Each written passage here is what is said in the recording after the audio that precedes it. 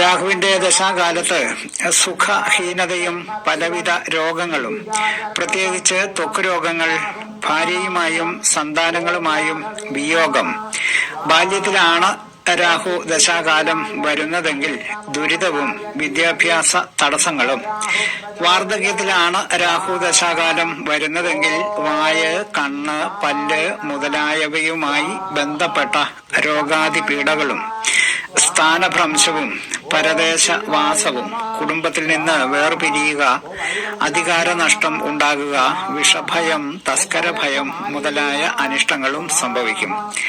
രാഹു ഇഷ്ടഭാവത്തിലും അനുകൂല രാശികളിലും ബലവാനായി നിൽക്കുമ്പോൾ പലവിധ ശുഭഫലങ്ങളും രാഹു പ്രദാനം ചെയ്യും.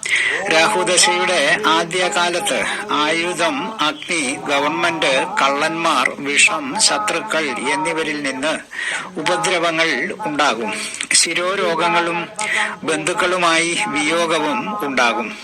സ്വജനങ്ങൾക്ക് അരിഷ്ടതകളും മാനസിക പ്രയാസങ്ങളും ബുദ്ധിഭ്രമവും ഉണ്ടാകും.